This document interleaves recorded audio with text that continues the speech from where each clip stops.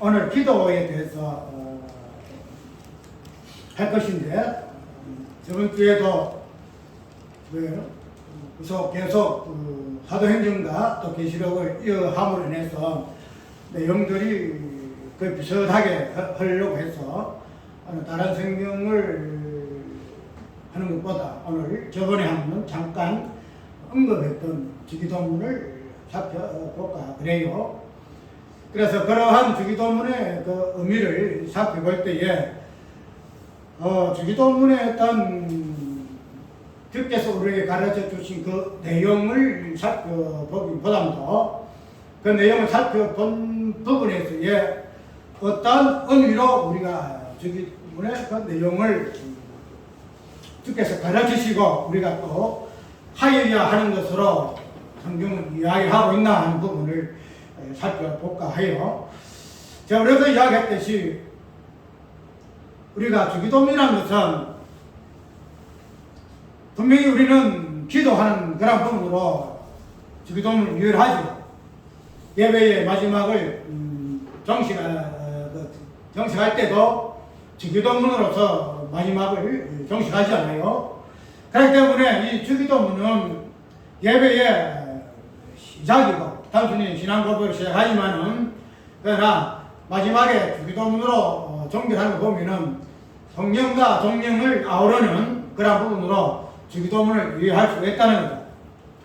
그런데 이러한 주기도문의 그 내용적인 부분을 가지고 우리가 살펴봄도 중요하겠지만은 그러나 그 주기도문이라는 이 의미가 단순하게 기도의 어떤 이 땅에서 우리가 그런 부분을 유의해야 하는가 하는 부분을 먼저 살펴보아야 할 거거든요. 왜냐하면 기도라는 것을 우리가 매일 하잖아요. 새벽부터 해가지고 예배 드릴 때마다 기도를 하고 기도 내용도 다양하게 있는데 그러한 의미에서의 우리가 주기도문의 그 내용을 본질로 해서 기도가 어떠한 것이다 하는 것으로 우리가 이해를 하고 그래서 기도를 하는 것으로 우리가 일단은 접근하는 거죠. 그런데 이 기도라는 그 의미와 특별히 주기도문이라는 이러한 어떤 본질적인 부분을 살펴볼 것 같으면은 단순하게 이 기도가 우리가 하는 어떤 부분으로 접근을 해서는 안 된다는 거죠. 그분이 차적으로 우리가 살펴보았듯이 기도는 우리가 할 수 있는 그런 존재가 아니다. 기도는 우리가 할 수 있는 존재가 아니다. 그 부분에서 잠깐 언급을 했고 설명하지 않았는데 왜 이렇게 이야기를 하고 있는가 하면은 기도는 주께서 가르쳐야만이 우리가 할 수 있는 그런 부분이기 때문에 우리 인간이 어떻게 입술을 열어서 할 수 있는 그런 의미에서의 기도 아니다 하는 것을 잠깐 언급을 했죠.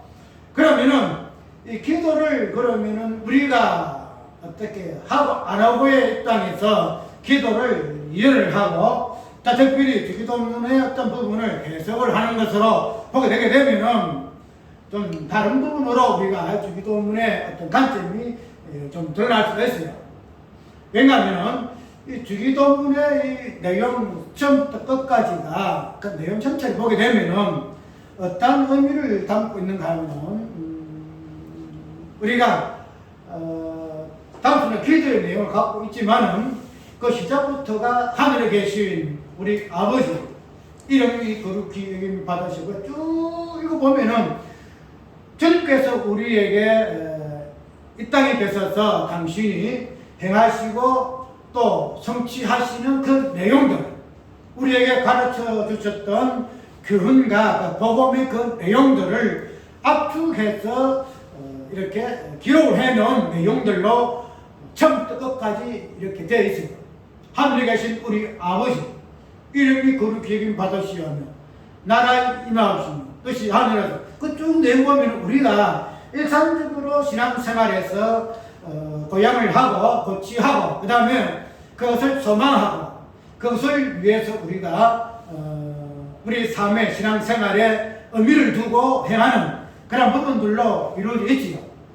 그렇기 때문에 그런 부분으로 우리가 보게 되면은 단순히 기도의 내용이 아니고 이 내용 자체가 주께서 우리에게 베풀어 주신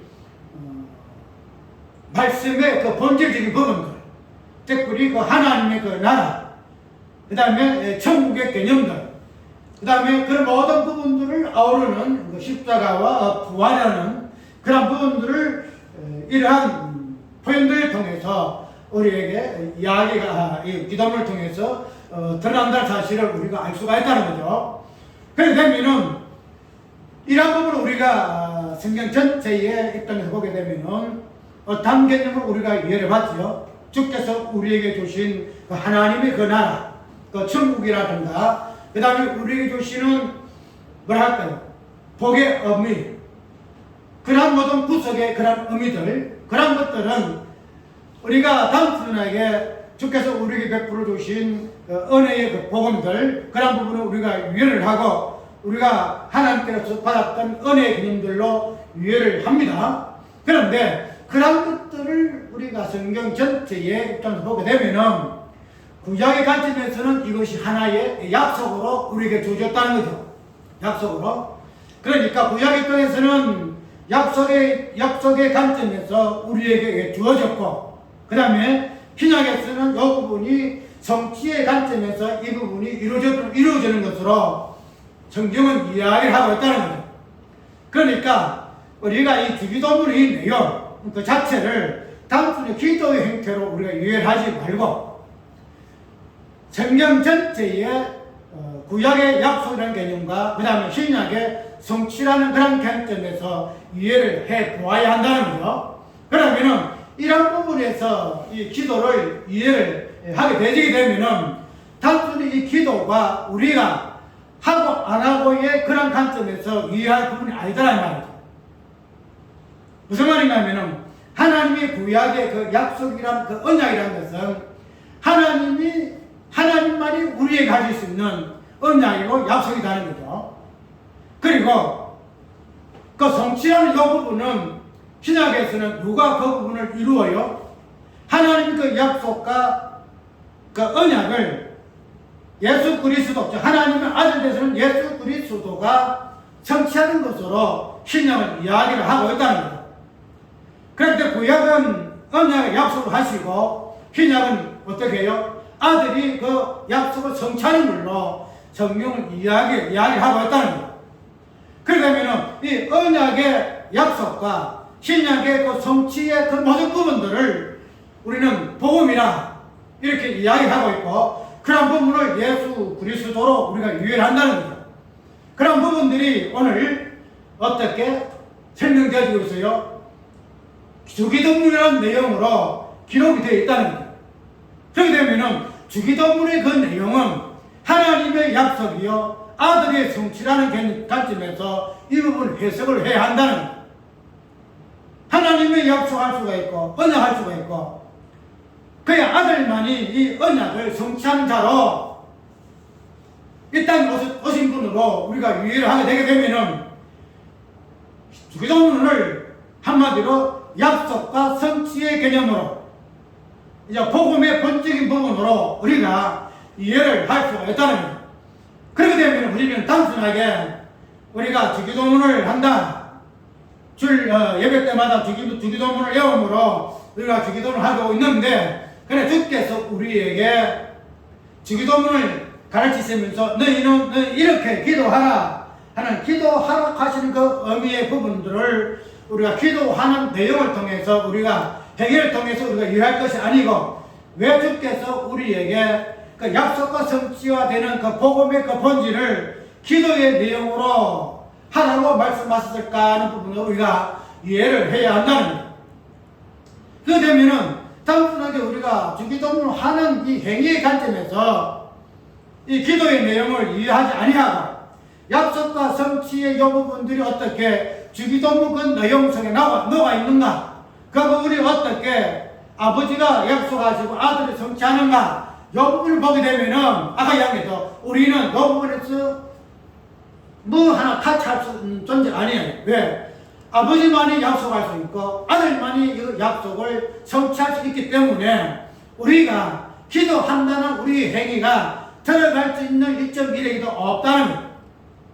근데 우리가 이런 부분을 보지 아니하고 하나님이, 즉 예수님이 우리에게 이렇게 기도하라 하셨으니 우리가 이렇게 기도해야 되지 않겠느냐 이렇게 생각하는데, 그러니까 기도를 주께서 하라 하셨으니 우리가 기도하면 마땅해요. 그런데 우리가 기도라는 이 본질이 성경 전체의 부분에서 무엇을 담고 있는가 하는 부분을 먼저 이해를 하고, 주께서 우리에게 이렇게 기도하는 그 의미가 무엇인가를 알고 무엇을 해야 한다? 기도를 해야 한다라고 우리가 이해를 할 수 있다는 겁니다.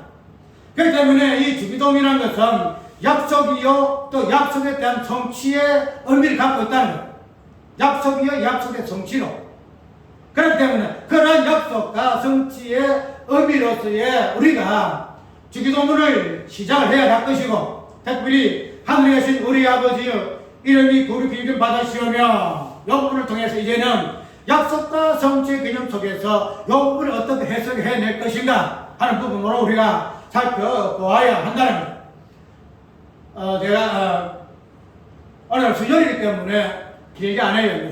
간단하게 하려고 해요. 간단하게 하면서 다음 시간에 이 부분 이어가려고 하는데, 오늘 이 시간에는 오늘 기도의 그 내용의 의미가 주기도문을 단순히 우리가 하는 것으로 이렇게 이해하고 이렇게 시간마다 때마다 기도하는데 그렇지 아니하다.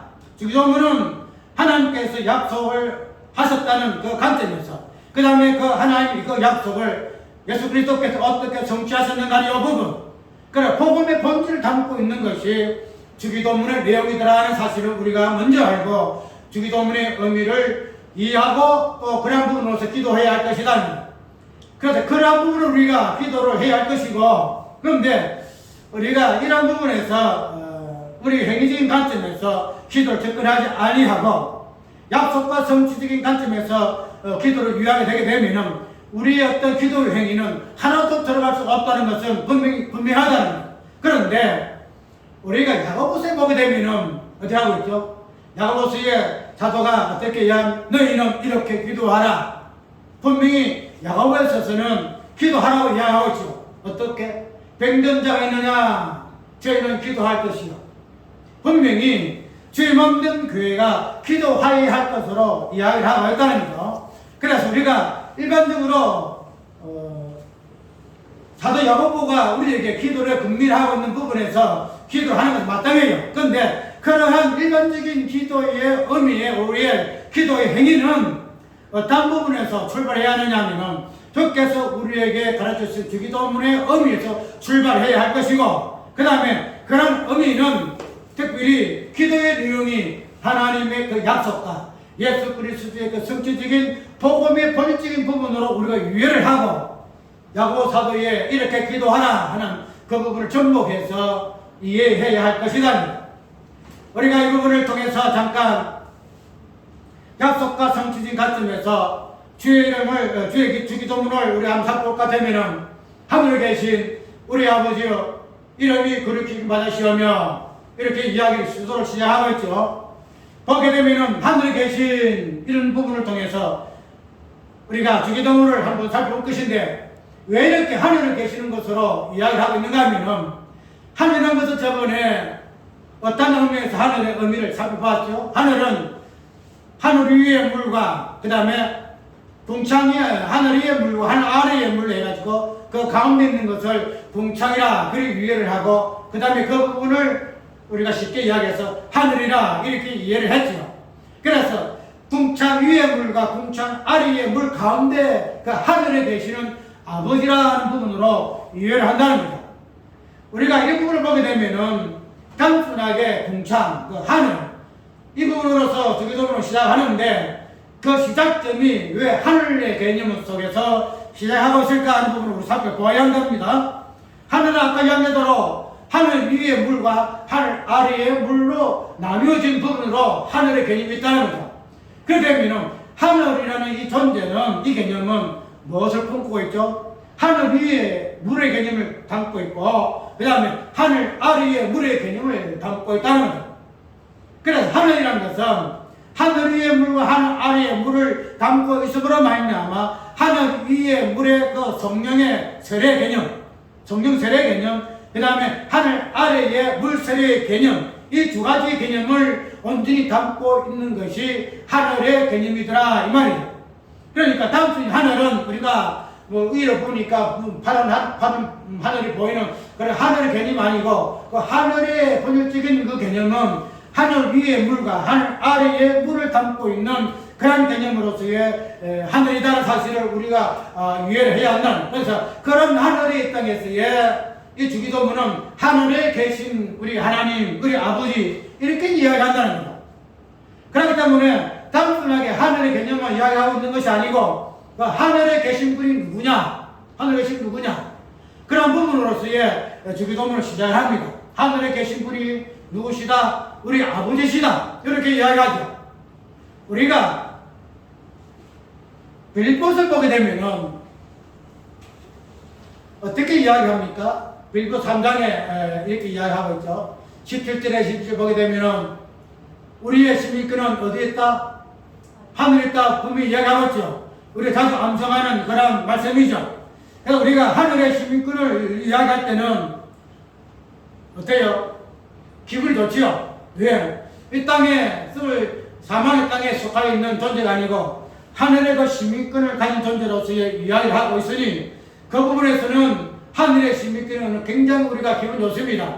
그런데 그 하늘의 개념을 성경적으로 오래 찾아보겠다면 단순하게 땅에 대비되어서의 하늘의 개념이 아니고 하늘의 궁창의 물의 개념과 또 궁창 아래의 물의 그 땅의 개념을 함께 가지고 있는 개념이 하늘의 개념이다 이 말이죠. 그래서 하늘의 시민권이라는 것은 단순하게 땅에서 벗어나서 하늘의 좋은 것 그런 부분에서의 하늘의 시민권을 가진 자로 위해서는 아니 되고 하늘의 시민권을 가진 자뿐만 아니라 땅에 있는 존재로서의 두 가지의 개념을 동일한 입장에서 우리가 유의해야 한다는 거예요. 지금 하늘이라는 것 아까 얘기했대로 단순하게 공중에 떠 있는 궁창 위에 있는 어떤 그 개념으로서만 하늘이 아니고 궁창 아래 하늘 아래에 또 물의 개념도 같이 곁들여서 가지고 있는 개념이기 때문에 우리는 그런 부분에서 하늘을 위해야 한다는 거예요.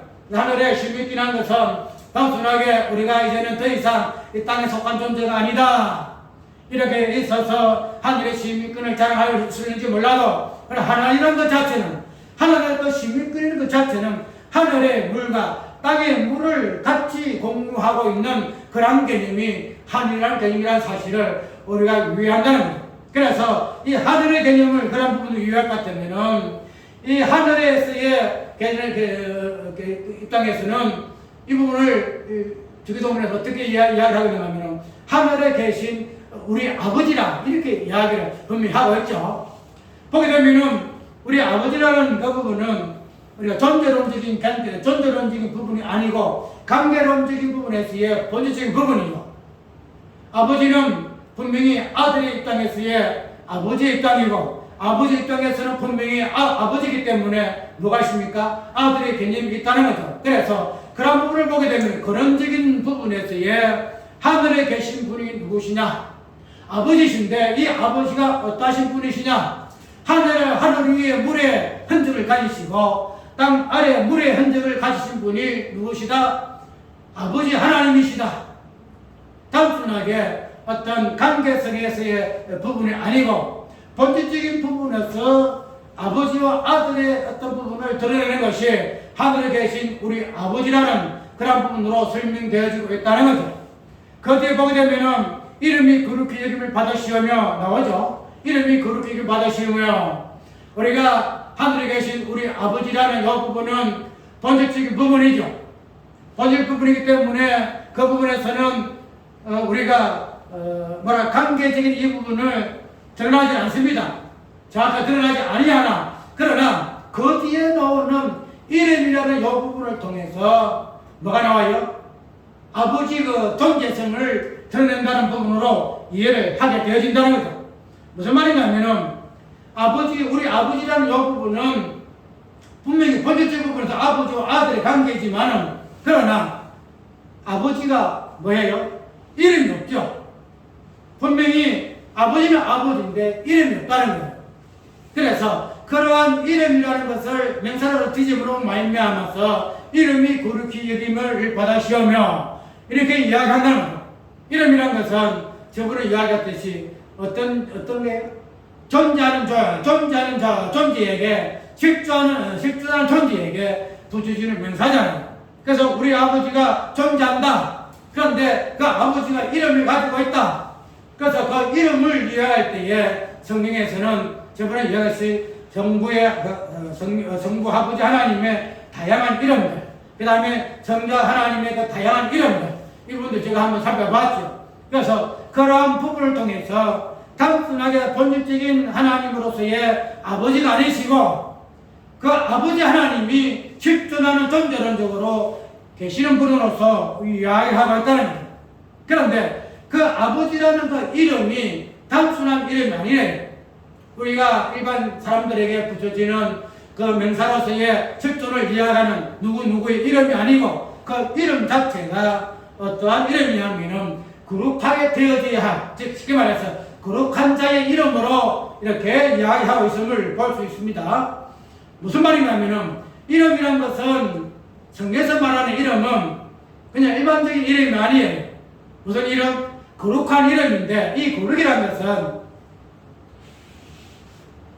우리가 거룩을 이야기할 때에 그 의미를 무엇으로 보통 생각해요? 죄가 없는 부분으로 이야기하잖아요. 죄가 없는 자. 죄라는 것은 흔적도 없고 죄라는 것은 모양도 없고 그런 부분으로서 우리가 거룩을 이야기를 해요. 그런데 오늘 본문을 보게 되면은 분명히 하늘에 계신 아버지가 이름을 가지고 있어요. 이름을 가지고 있는데 그 이름은 어떻게 되어져야 한다? 거룩한 이름이 되어져야 한다는 거죠. 그런데 하나님의 이름이 거룩이라니까 이름은 무슨 본질을 갖고 있어요? 아까 이야기대로 하늘에 계신 아버지신데 이 아버지가 어디에 계신다고?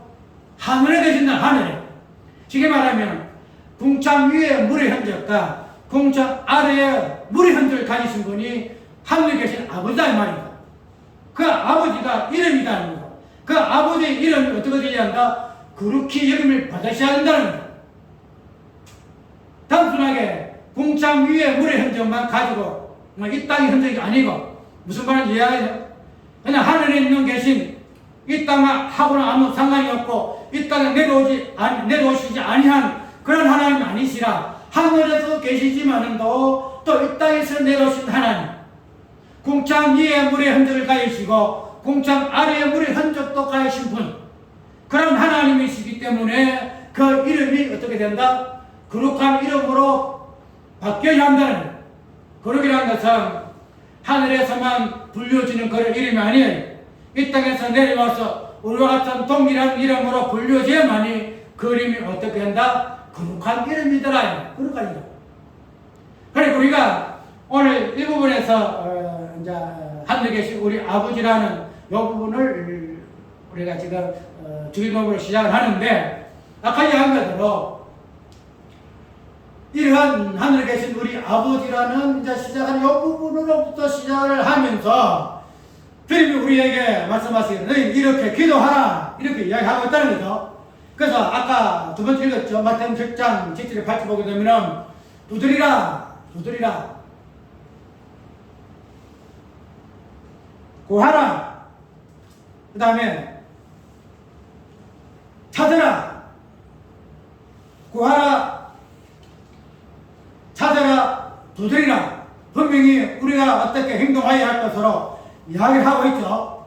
그러면은 우리가 이 부분에 대해서 분명히 구하라 찾아라 두드리라 이 부분을 통해서 마지막에는 하나님께서 너희들의 자식일지라도 떡을 달라면 성소를 주지 아니하는데 우리 하나님께서 어떻게 좋은 것으로 주지 아니하겠느냐. 분명히 우리의 기도의 행위에 대해서 응답을 이야기하고 있죠. 그래서 우리는 기도에 대해서 우리가 하나님 앞에 받는 부분을 무엇으로 이야기합니까? 응답이라 이렇게 이야기하고 있죠. 응답이라. 왜냐 하면 우리가 기도하는 부분이기 때문에 기도를 해서 하나님 앞에 간구를 하지요. 두드리지요. 구하지요. 찾지요. 강구한다는 거죠. 그래 되면은 이런 물을 두드리고 강구하고 찾는 이 부분에서 분명히 주께서 응답하시는 부분을 우리가 기도의 응답으로 이렇게 이해를 하는데, 그러면은 분명히 주님께서도 약속하셨잖아요. 좋은 것을 주시지 않겠느냐? 좋은 것으로. 그 되면은 아까 여기서 우리는 기도는 예수 그리스도께서 아버지 하나님께서 그 약속하신 이 부분을 당신이 성취하는 그런 입장에서의 우리가 이야기를 했죠. 예수님은 아버지 하나님의 그 약속을 당신이 이 땅에서 그 약속이 무엇인가 하는 부분을 33년의 그 삶을 통해서 성취하는 그런 부분으로 이해를 했죠. 그러면은 이제 하나님의 약속은 아들이 성취를 하고 또 아들의 약속이랄까? 아들의 그 약속이라는 이 부분은 무엇이에요? 하나님이 성취를 해요. 하나님. 무슨 말인가 하면은 우리가 하나님께서 이 땅에서 행하시는 모든 일들은 쉽게 말해서 하나의 사귐. 무슨 말인가 하면은 우리가 요한에서 보면은 아버지와 우리와의 그 사귐, 아버지와 그 아들의 그 사귐 얘기하고 있죠. 그 다음에 그 사귐을 또 어떻게 표현하고 있죠? 교통. 우리가 성령의 교통하심이라 이래 하죠. 그래서 성경에서 말하고 있는 이 사귐이라는 것은 일차적으로 누구와 누구와의 사귐일까요? 아버지와 아들의 사귐이에요. 아버지와 아들의 사귐. 그러면은 이 아버지와 아들의 사귐의 그 내용이 뭘까요? 우리가 보통 남녀간의 사귐 있잖아요. 그 사귐 때에 그 사귐의 내용이 뭘까요? 사랑이잖아요. 서로가 사랑하는 그 사랑을 서로가 은밀하게 교통하고 사귀고 그 사귐 내용이 사랑이잖아요. 그러면은 우리가 성경에서 말하고는 아버지와 아들의 그 사귐이 뭘까?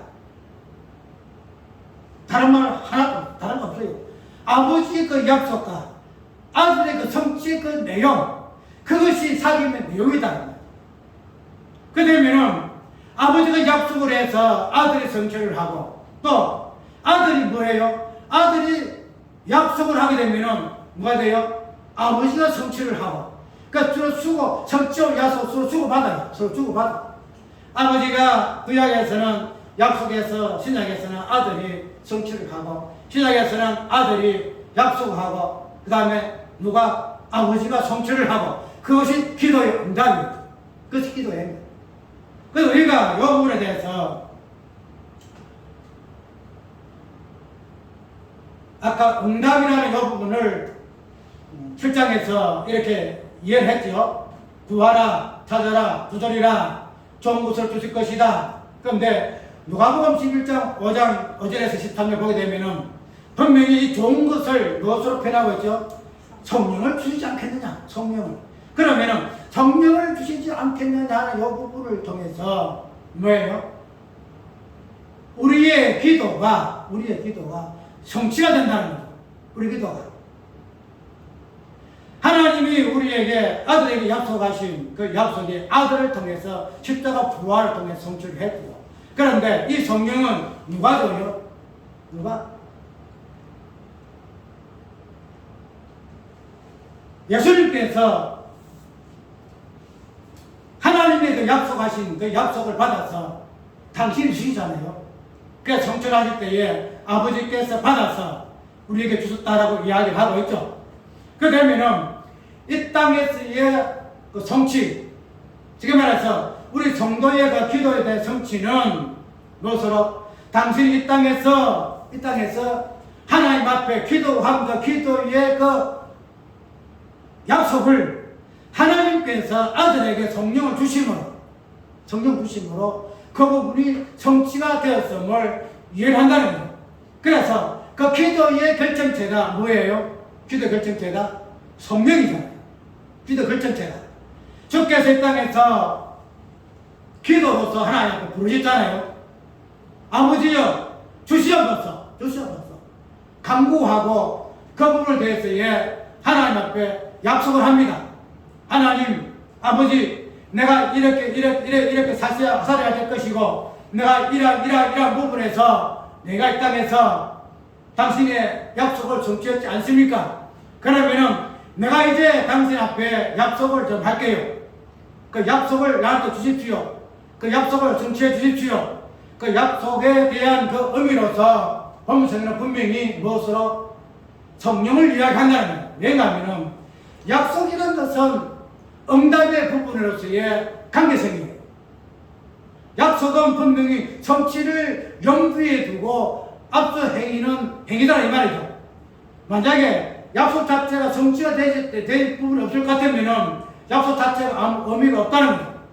그래서 오늘 우리는 분명히 예수님께서 우리에게 약속하신 주께서 우리에게 약속하신 그 부분을 우리에게 주셔서 받아서 우리에게 성령을 주셨다라고 이야기하고 있다는 거죠. 그렇게 되면 우리는 이 성령 자체가 약속에 대한 무엇이라 응답으로 정치적인 관점에서 이 부분이 이해되어져야 한다는 거예요. 이 부분을 왜 이렇게 설정을 하는가 하면 아까 얘기대로 아버지와 아들의 관계는 약속과 성취의 개념이다. 그 약속과 성취가 아버지께서 구약에서는 무엇으로 약속하시고 그 다음에 신약에서는 무엇을 약속하셨는데 그 부분이 성부와 성자의 그 관계 속에서의 성취가 되겠다는 거죠. 그렇게 되면 이제는 그러한 이 땅에서 아들의 행위에서는 무엇이 필요할까요? 아버지께서 부르짖고 아버지께서 성취를 원하는 그 부분에서 행위가 필요한데 그 부분이 뭐냐? 기도에 대한 약속이더라. 하나님이여 아버지여 내가 이렇게 기도를 합니다. 이 기도를 하는데 이 기도에 응답을 해주셔야 되지 않겠습니까? 그 응답을 해주시는데 그 응답이 무엇으로 나타난다? 성령으로 나타났다. 성령으로. 우리가 어떤 성경 전체의 입장에서 우리가 어떤 개입이 되어 있어가지고 해석하게 되니까 성부와 성자와 그 다음에 성령을 이어서 우리 입장이 들어가잖아요. 우리 입장이 들어가게 되면은 지금 말해서 적용적인 부분에서 내가 이야기하자는 이 부분들이 약간 삐뚤어 생겨요. 그런데 성경은 우리는 제쳐놓고 오직 성부와 성자의 그 관계 속에서만 그 부분이 무엇인가 하는 부분으로 이야기가 되어지고 있기 때문에 그런 부분에서 1차적으로 살펴보아지고 마지막에는 그 부분이 성령께서 우리 안에서 이 약속과 이 모든 부분들을 어떻게 성취하는가 하는 부분으로 우리가 적용적인 부분을 찾습니다. 근데 일단 이 부분이 어디에서부터 출발해야 하는가 하면은 약속과 성취적인 요 개념이 성부와 성자의 그 사귐의 내용이고 그런 부분들이 오늘 우리에게 주기도문 내용으로 주어졌다라고 이해를 할 것 같으면은 그런 부분이지 오늘 우리는 주기도문 그 내용 그 자체를 약속의 개념을 우리가 한다는 거예요. 하나님 받는다는 거죠. 약속의 개념을 우리가 바라보고 그것을 기도한다는 거예요. 주님께서 우리에게 이렇게 가르쳐 주시고 이렇게 기도했지 않습니까? 그래서 아버지 하늘에 계신 우리 아버지 이름이 그렇게 이름을 받으시옵소서 우리가 이렇게 기도한다는 거죠. 그러면은 이런 기도의 내용이 무엇이 된다? 약속이 된다는 거예요. 약속이. 아버지 입장에서는 언약의 관점에서의 약속이고 아들의 입장에서는 이 부분이 약속의 개념으로 하나님께 올려진다는 거예요. 이렇게 기도를 하게 되니까 어떻게 되죠? 마지막에 그 기도의 내용대로 그 약속에 부르짖는 대로 하나님께서 어떻게 하시죠? 성령으로 응답하신다. 성령으로 그 기도의 약속을 성취한다는 거예요. 우리가 약속이라는 이 개념을 단순하게 어떤 시간 개념으로 이해하지 말고 응답과 성취의 개념, 본질적인 부분에서 어떻게 시작이 되어지고 이 부분이 어떻게 성취가 되어졌는가. 그럼 우리가 기도라는 것은 매일 우리가 하고 있잖아요. 매일 하고 있으면서 하늘에 계신 우리 아버지의 이름이 그렇게 이거부터 마지막에 성령을 하잖아요. 여기서 매일 기도한다는 거예요. 그렇게 되면은 이런 기도의 그 내용들이 성체적인 관점에서 약속이다 이 말이다. 그런데 그 부분을 이루기 위해서 응답으로 무엇을 주셨다? 성체적인 관점에서 성령을 주셨다. 그래서 주기도문의 성취가 성령이다 말이야. 주기도문의 성취가 성령이다.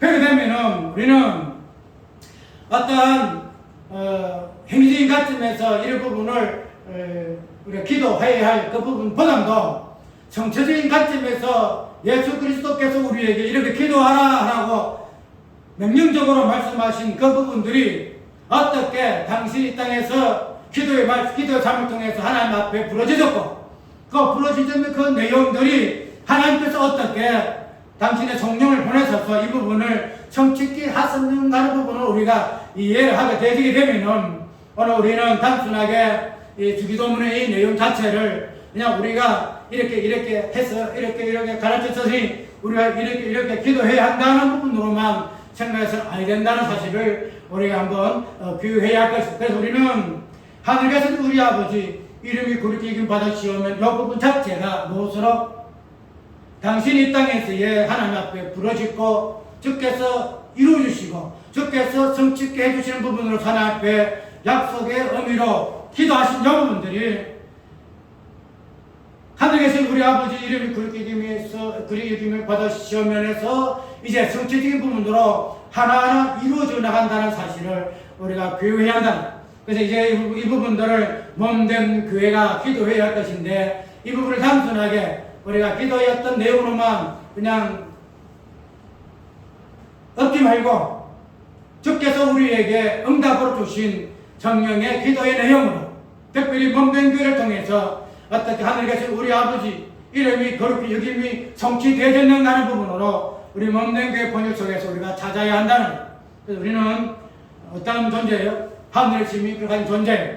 그 다음에 우리는 하늘에 계신 우리 아버지의 어떤 본질적인 부분이 특별히 이름이 거룩히 여김을 받는 하늘의 흔적과 땅의 흔적을 가진 그 이름의 본질을 가진 그러한 존재가 몸된 그의 모습인 것을 우리가 한번 기억을 하고 주기도문 그 내용 우리가 단순하게 이해해서는 안 되고 이 부분들을 하나하나 살펴보면서 약속의 부분에서 어떻게 성령을 통하여 성취를 이루어졌는가 하는 부분 특별히 예수님께서 이 땅에서의 그 사귐의 내용들이 단순하게 아들의 입장에서는 아버지 입장에서의 그 정체적인 관점이 있는 것이 아니고 다음에 아들의 입장에서 하나님 앞에 약속하신 이 부분들을 정부 하나님께서 이 부분을 어떻게 성취하시는 분으로 우리 때까지 이렇게 이해했잖아요. 정부 하나님 약속하시는 분으로 이렇게 이해했죠. 그래서 성자 하나님은 성취하시는 하나님으로서만 이해를 했는데 여기대로 정부와 성자는 동일한 정부 하나님 성자 하나님대로 성자 하나님 성부 하나님 계시잖아요. 그래서 이 부분이 어떤 약속과 성취의 개념도 이렇게 돌아서 그 부분을 아까 이야기대로 사귐이라 하나의 교통이라 이렇게 이야기하는데 사귐과 교통은 언약의 약속이 어떻게 성취가 되어졌는가 그 다음에 정부의 입장에서 약속이 성자의 하나님의 입장에서 어떻게 성취되어졌는가 그 다음에 성자 하나님의 입장에서의 그 약속이 정부 하나님의 입장에서 그 약속이 어떻게 성취가 되어졌는가 그래서 약속과 성취의 본질적인 부분이 정부와 성자의 관계성이에요. 내가 왜 이 말을 하는가 하면은 정부와 성자의 이 관계성을 단순하게 구약에서의 약속의 입장에서만 정부를 보고 그 다음에 성취 관점에서만 성자 하나를 보게 되지니까 약속과 성취가 따로 나눠 있다는 따로. 그래서 약속이 있었으니까 성취가 있다 이렇게 이야기되는데 그러나 하나님의 본질적인 부분을 보게 되면은 정부 하나님, 성자 하나님은 하나님의 입장에서는 동일하신 하나님. 약속하신 하나님 따로 있고 성취하신 하나님 따로 있는 거 아니에요. 정부 하나님의 그 약속은 성자 하나님의 약속이에요. 성자 하나님의 성취는 정부 하나님의 성취다 이 말이에요. 그러니까 약속과 성취라는 이 복음의 본질적인 부분을 하나님 어떤 관계성, 본질적인 부분을 보게 되면은 우리가 단순하게 성부 하나님의 땅에서만 약속, 그 다음에 성령 하나님의 그 약속의 부분에서만 성취와 그 다음에 약속, 이런 부분으로만 우리가 이해해서 알게 된다는 거예요. 왜냐하면 아까 얘기대로 여러분들이 약속과 성취를 돌아요. 약속 성취가 돌기 때문에 이 땅에서 예수께서 이 땅에서 당신이 33년의 그 삶을 통해서 성취와 함께 또 뭐가 돼요?